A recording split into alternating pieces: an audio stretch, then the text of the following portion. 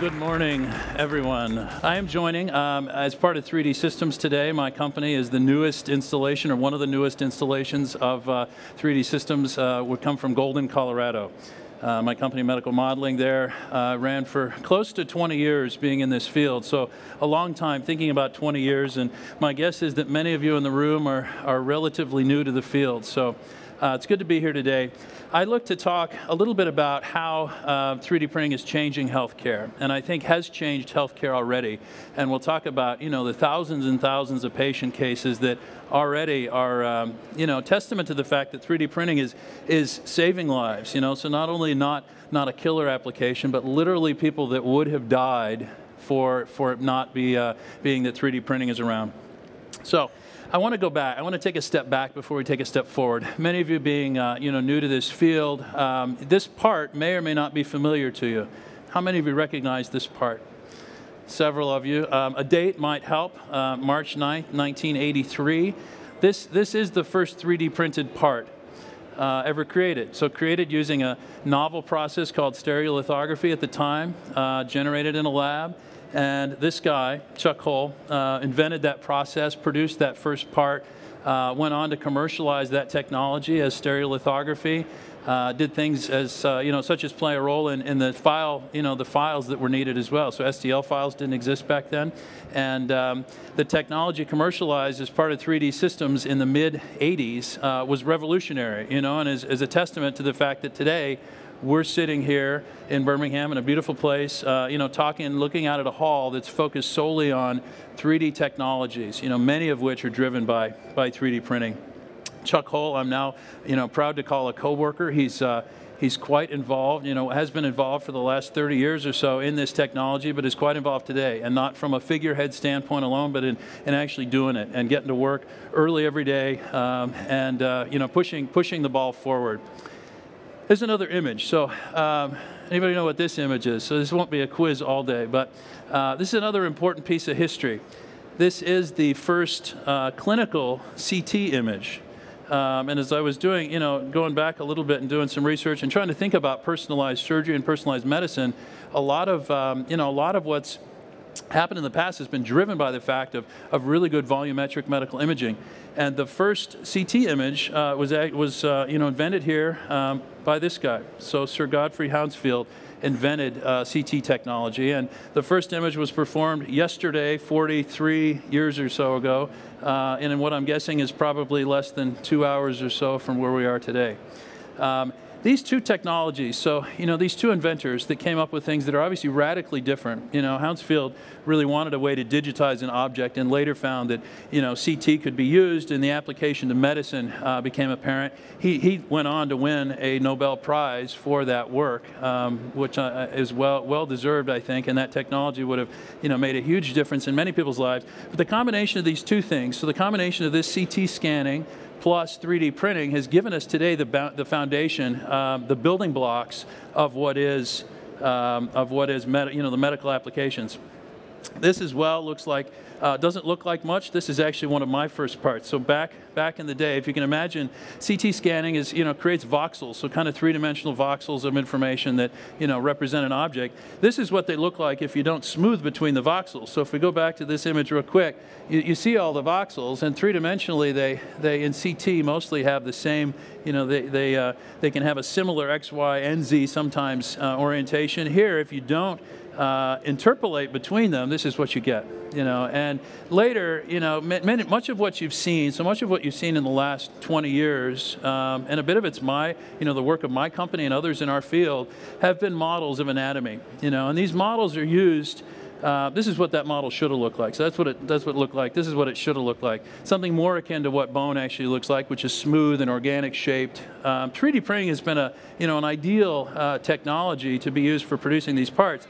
And these parts really aren't just nice looking 3D x-rays. They're not just sitting on a surgeon's shelf and they're collecting them as a trophy. These models are used to save time in surgery, to help the surgeon prepare. And in a case like this, where this patient has a large tumor, so this area here is a big tumor, and you've got a nerve that runs through your jaw, and this actually is a tooth. So this was a third molar that would have started back here as a wisdom tooth, and over the course of time just fell into the tumor. But they have to take all that out, you know, and so preparing for that surgery by giving a model and letting the surgeon prepare, we'd find that they could save, you know, half an hour to an hour on a very simple, this is a relatively routine procedure for the surgeons that do it, but they could save, you know, half an hour to an hour in surgery. And you think about the application to the patient, you know, of getting out of surgery faster, being under anesthesia less, and having potentially a better result because they can see it, and they can practice it, and they can do it before they have to actually do it. And I think any of us would choose to have something personalized, choose to have something bespoke for us if we could. So many of the applications you'd see for the last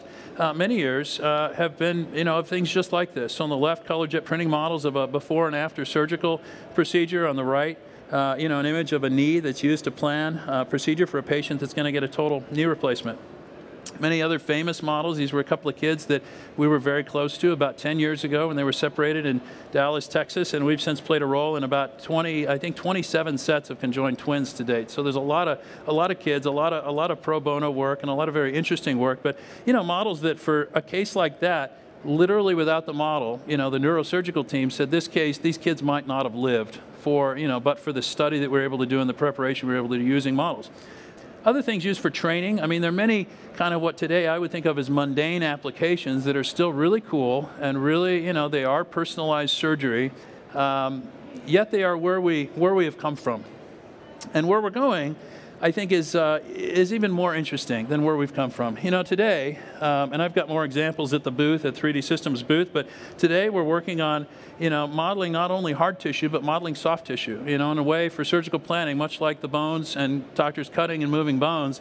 In this case, showing a kidney tumor and removing the tumor, and so the surgeon actually being able to use this model to plan and prepare for surgery, and to be able to explain it, you know, as an aside, explain it to the patient, you know, so you can imagine if you're the patient, you're going in and you're going to have a major procedure done, you could look at things on the screen, you could even look at 3D things on screen, but a lot of times, you know, outside of our own fields, things just don't connect. And models have always been a great way, you know, to connect the patient with the procedure, and really, from an informed consent standpoint, give the patient an unprecedented view into the procedure. So on the right, showing 3D system stereolithography technology used, and the tumor, you know, the tumor which is shown here is this globular mass, and this is actually the tumor that was taken out in surgery.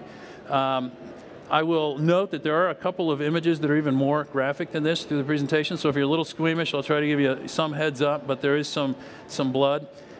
Many of you would think about, you know, bespoke implants as a key, you know, piece of the history of how 3D printing and medicine have combined. And indeed, this is a great application, and every year there are something like, you know, I would say there are tens and tens of thousands of custom implants made, you know, different areas, all using 3D technology, some of them directly output using 3D printing, some of them using 3D printing as tooling for output. And you'd find things ranging from the head and neck down to the pelvis. This is a case of a patient with a revision hip surgery. So they've had one surgery previously, and they're left with damaged anatomy that requires placement of a custom cup in a new position because the old cup has gotten out of place and become dislodged. And so using 3D, you know, using design technologies, and here we've been a big proponent and have used haptic technology for design for the last, you know, 10 years plus. And it really is a key technology to being able to do something like this. Very organic shapes, very complex geometries, and in the end, we can now output using direct metal techniques the implant, you know, which is an exciting kind of current application of where things are today. You'll also find people doing the same thing directly for plastics. So there's a company in Connecticut that's producing PEC material, which is similar to PEEK, but PEC, which is biocompatible, and using laser sintering technology that are directly outputting the implants that are used for today cranial and facial implants and moving into other parts of the body. Cool applications, all of what I would call personalized surgery, yet still we're on the precipice of needing to do and wanting to do a lot more, because you think about thousands and tens of thousands of surgeries when there literally are millions and millions of surgeries done every year.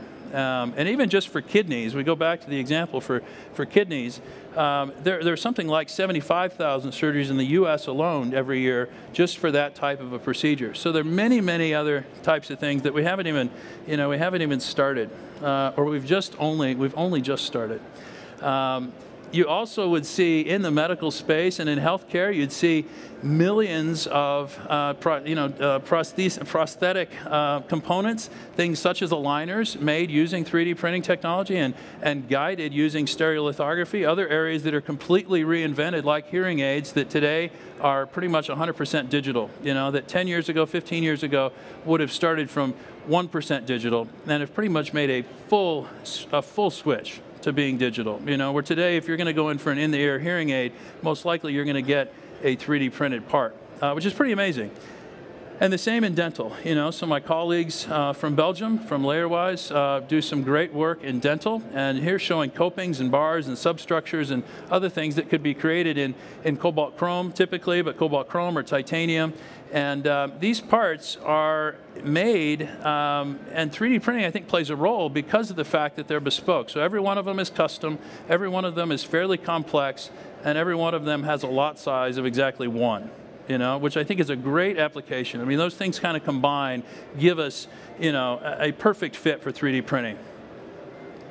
I'm going to show, so we're going to talk about personalized surgery. We've been talking about personalized surgery, and making models and guides and other things is definitely part of that. But what is it and what's next? And so I want to show a quick video, and then I'm going to walk through a couple of examples of what we're doing today and how it will impact the future. When she was born, Jayla could not breathe or even swallow. She went straight into the intensive care unit. Jayla was born with a rare condition where the jaw is so small the tongue is pushed back into the throat, can prevent breathing. Normally, these children must wait until they're big enough for surgery, which can mean 6 years, with the tube through the throat to allow them to breathe. But Jayla was spared that thanks to a new technique which allows surgeons to plan a difficult surgery ahead of time on a 3D model instead of the patient. The advantage of 3D technology is that you can actually do surgery before you get to the operating room. So it not only allows you to plan the surgery, but pick up any problems that might happen during surgery that you want to avoid. You see, often with complex facial trauma patients, bones have shifted so much that doctors don't have typical landmarks and reference points during surgery. They're essentially making decisions based on guesses, which means lots of trial and error. During a virtual surgery, doctors make all their mistakes on the model, planning the surgery step by step before they ever make an incision. What you're seeing here are the early tooth buds, as well as the nerve which is running through the bone, which supplies sensation to the chin and the lower lip. And we certainly want to preserve those structures. And in one shot, the surgery was a success. She had all this energy. A week after the surgery, she was still intubated, but she was more aware. Then twice a day for 1 month, Dr. Tepper and his team would tighten Jayla's screws just a little bit. So all of this is under the skin, and with one turn of the screwdriver, it turns 1 millimeter, it advances 1 millimeter. And so here you can see those pieces begin to advance. They said that she might feel uncomfortable, but she didn't fuss or anything. Instead of 2 or possibly even 3 invasive surgeries on a baby barely 1 month old, Dr. Tepper was able to fit the device to Jayla's jaw during his first attempt. Less cutting meant less pain for Jayla and a faster recovery. Within 3 months, the device was removed and Jayla could finally start using that smile. She's doing great. I didn't think she was gonna be the way she is. She's so hyper, she's into everything. She's a normal little girl. With Everyday Health, I'm Dr. Sanjay Gupta. Be well. So great application of the technology impacting a little girl's life. The technique, the surgical techniques are there, but this technology allowing the surgeons to plan and prepare like never before, and do some of what they could only think about doing before. So now, I want to dive into kind of personalized surgery, and you'll hear me use personalized surgery and virtual surgical planning, and I use them almost interchangeably.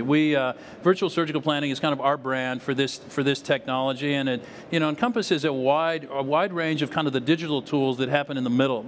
So the patient needs to go to surgery on one end, and on the beginning end, there's some kind of an imaging study, which typically is driving preparation. But in the middle, there's a lot that happens, and you can't just take the CT scan and input it into the 3D printer and expect it to give you something something that's going to guide, the procedure. So we have a lot of steps in the middle, that start, and I won't go through each of these steps, but they're all important. We need to go through and process the images and extract three-dimensional information out of the images. We then need to plan the surgery with the surgeon, or have the surgeon plan the surgery. And then once surgery is planned, we need to design the instruments, the implements, the templates that are actually going to take the digital plan from from the computer to the operating room. And 3D printing obviously plays a key role and is used, to make these one-off devices. So I want you to think, for personalized surgery, I want you to think of two buckets. So one is cutting and moving bones. So we're gonna talk about this concept. So here we're cutting, we're either cutting and removing bones, so we're taking out a tumor, or we're taking out some other type of something bad, or we're cutting and moving bone that's in the wrong position into a new position. So this happens quite a bit for people that are in a traumatic accident, where you get into an accident, you don't have surgery immediately because you're okay, and they say, well, let's wait, let's let it heal, and then later you come back, you've got some reason why they need to go back in and do surgery. So a lot of times we're cutting and moving things into a new position and then fixating them in a new position, and other times we're taking and removing them. In this case, we're going to take out, the surgeons decided there's a malignant lesion in the front of the jaw, they're going to take out the area in green.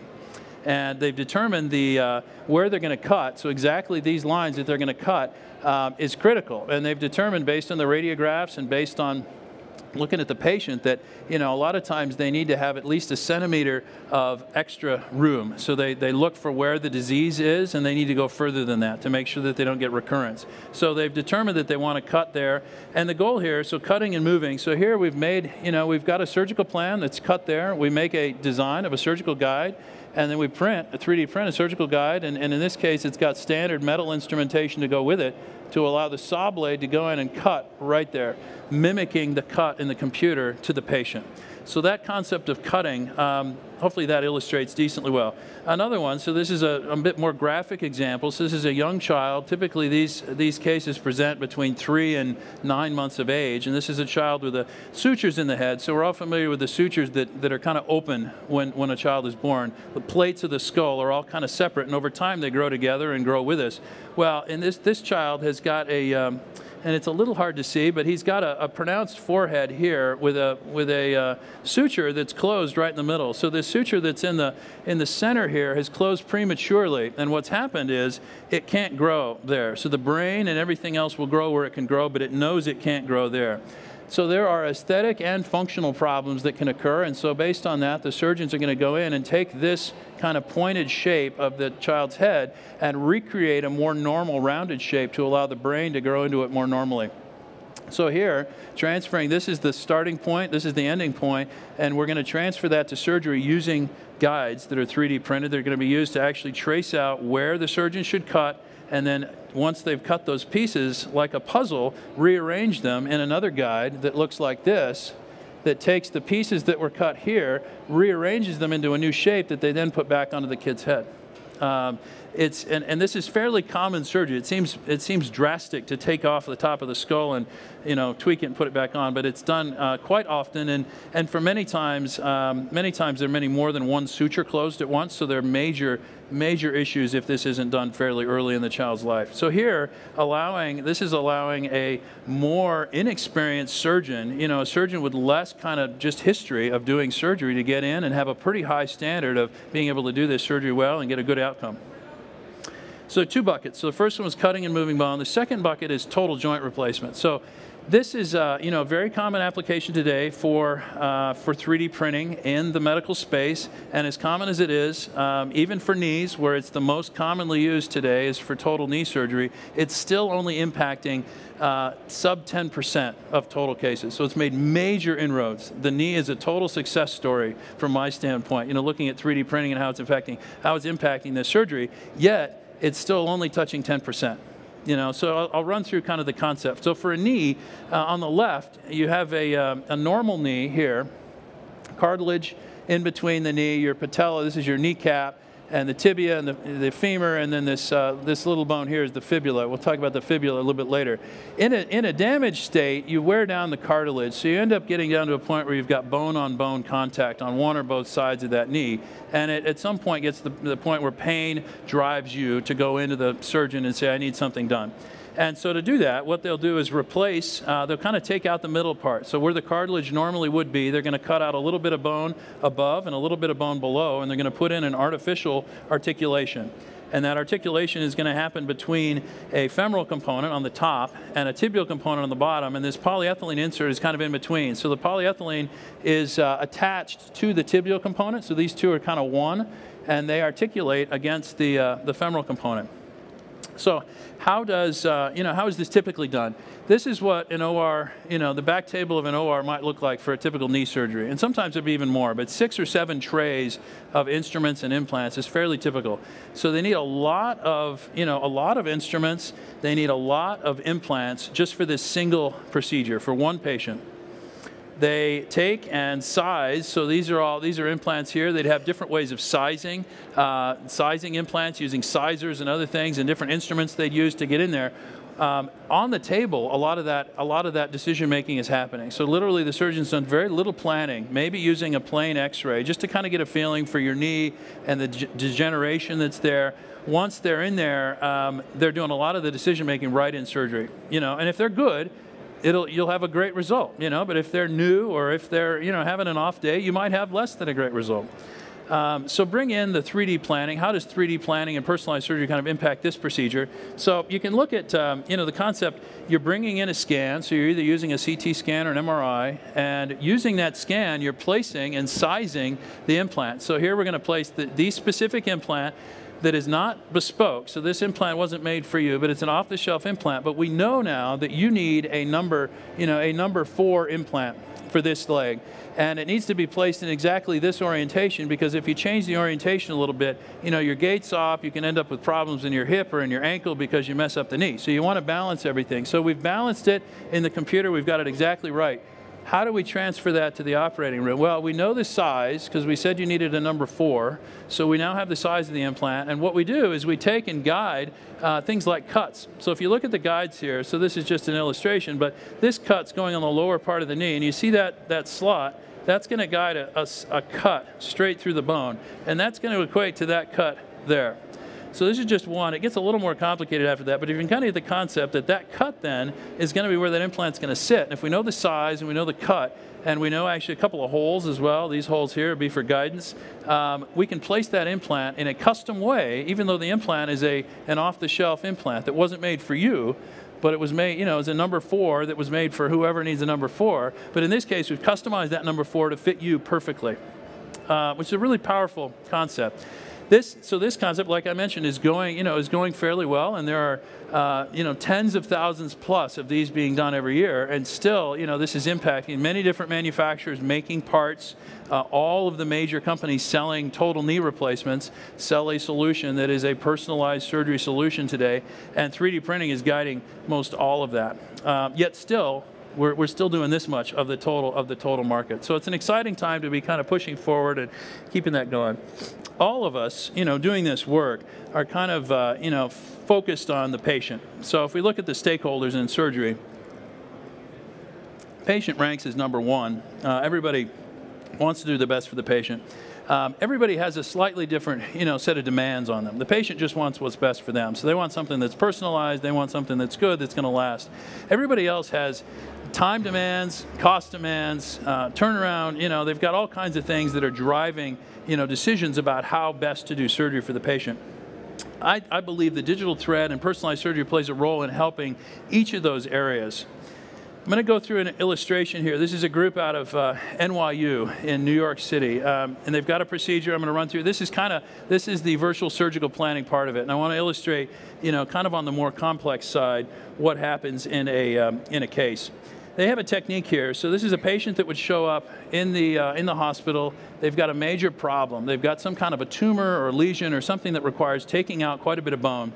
This patient presents with a problem in his maxilla, so his upper jaw. And he doesn't look, you don't see anything. You look at him, you don't really see anything wrong with him. But it turns out he's got this major, what they call an arteriovenous malformation. So they've got arteries and veins kind of coming together in a way that isn't normal. And it's coming together in a way that it's a growing problematic issue, so much so that they need to take out part of this guy's jaw to fix this problem. So everything in green here is coming out. What's going to replace what's in green, so what's in green includes your teeth, right? So you kind of need, there are places you could take out a little bone and you wouldn't need it. This is a place where they're going to take out stuff you really need what they're taking out. So in this case, they're going to replace it with 2 segments of a piece of bone from the lower leg, so from the fibula. They're going to take 2 chunks of what is a long, straight bone and cut it into pieces that are going to fit, and they're going to place dental implants into that bone, and those dental implants are then going to fix to a custom design prosthetic, which is shown here as a denture that's going to snap in and be connected to those implants. So in a single procedure, and normally it would take a couple of procedures and maybe a couple of months. They're going to take out a tumor. They're going to take and put implants into new bone from the leg that they're going to bring up and put into the jaw, and they're going to put teeth on top of it all at the same time. With a patient that really normally would have many months of kind of rehabilitation. A lot of that information from the planning, so a lot of this goes into creation of a guide, and this guide for the fibula is going to control a lot, including the cuts. So you're going to end up with a few pieces of fibula, which you think of this like a miter box, if you're into woodworking, where you've got cuts that you're going to put the fibula in here, and these cuts here are going to create pieces of bone. This wedge, we call this a closing wedge, that piece of bone is going to get thrown away, and you're going to collapse those 2 together to form an angle. And here you can see the dental implant. These 5 holes are for dental implants. So those all been pre-planned and positioned and then backed out and reversed. Now, I think there are some bloody images here. So if you're squeamish, this would be the time to look away. So on the left, they're taking out this guy, half this guy's jaw. They can't do this in an easy way without getting good exposure, so they literally have flapped open his face.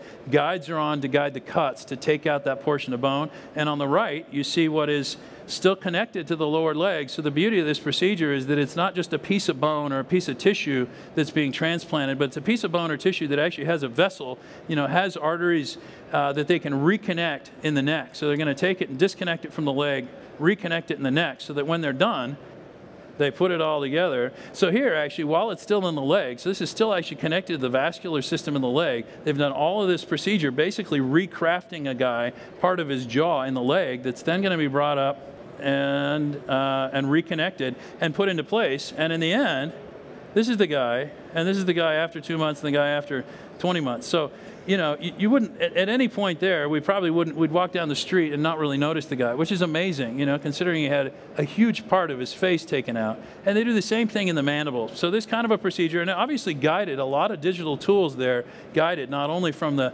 surgery part, but also the, the dental piece of it.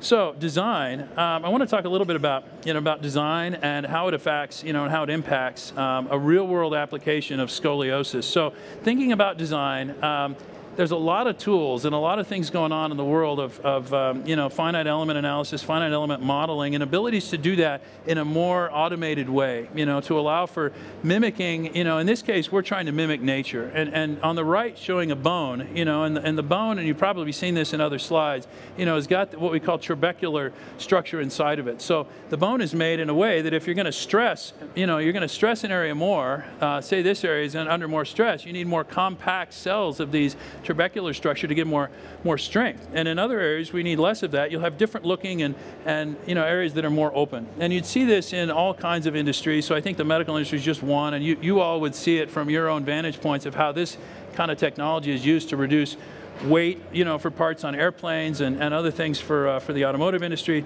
In this case, we talk about an application for a real-world problem of scoliosis, so a curvature of the spine. And these are typical braces that are used today, and they're not great. So scoliosis affects mostly women, so mostly young women. So it's onset at age 10 to 14 typically, and 90% of the patients that get affected with scoliosis are female. So 10 to 14-year-old female patients it's a tough population. A tough population to be wearing what are traditionally very, awkward, bulky, hot, non-washable braces. At a time when they probably don't want to show off to the world that they have a medical condition, they're having to do exactly that.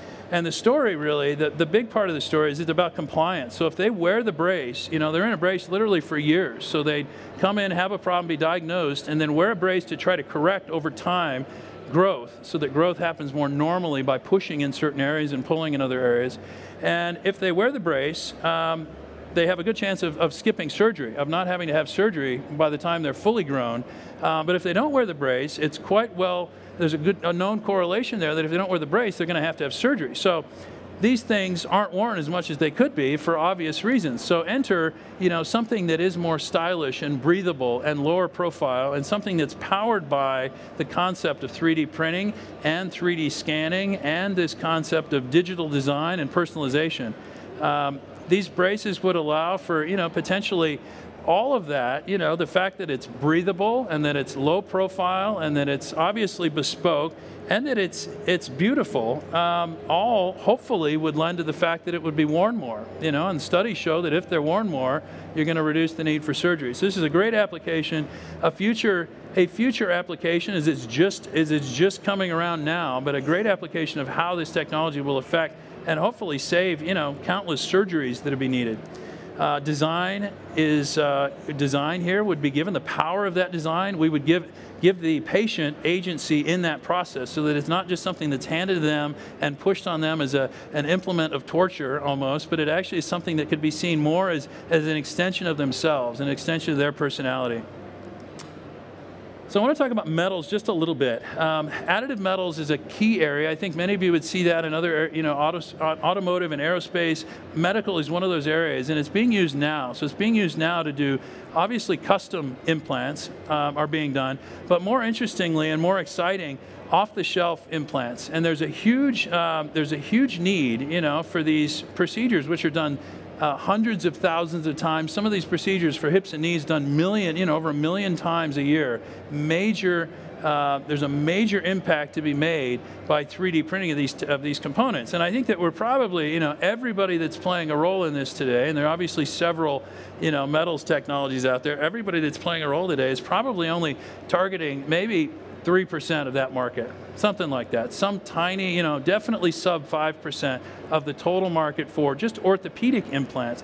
And then you focus on other things outside of that area. There's a lot of opportunity. Some examples from my colleagues at LayerWise of other things they've been involved in, and spine surgery, screws for dental implants and other things. Obviously, there's a lot of work for hips, for hip cups, some for hip stems that people have been working on, the knee, the spine, other areas. Great applications today for these products, and they're not. It's being done today. It's not being done investigationally. It's a real thing. It's being used as a manufacturing technology. Yet we're still at the precipice. We got a lot. There's a lot more that we can be looking at. So an area that I don't want to skip over as I kind of wind down my presentation is bioprinting. Many of you would see, we talk about, blogs every day talking about organs. So you'd actually maybe get some perception from the outside that bioprinting is more common than it is, but it's still fairly nascent. How it works is you take cells and you need to recreate, you need to make more cells. So you'd harvest some cells from you or me, and then you'd make more of them. You'd copy them. And then using something, that here we're calling a bioink, you'd place them down, and much like, any of the extrusion printers, you'd extrude material into some kind of a substrate. Substrate here is really just holding that biological material, and that substrate is meant to be, tossed in the end. So in the end, there's a challenge here of how do you actually make the substrate something that's very easy to remove and discard at the end while keeping the living cells.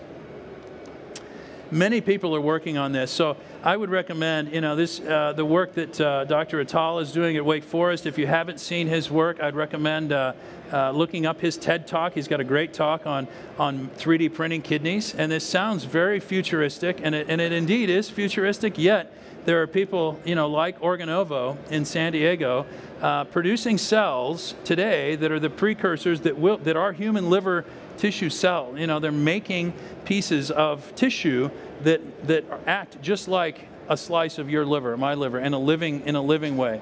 And we're a ways from actually making, 3D printing this and sticking it in you. But things today that are being done for skin and other things are becoming more and more common. There's a company out of Austin that's a startup company focused on doing skin and things specifically for breast reconstruction for making nipples, which apparently are very difficult to reconstruct after a mastectomy surgery. So Tavito Biodevices focused on that very specific area themselves.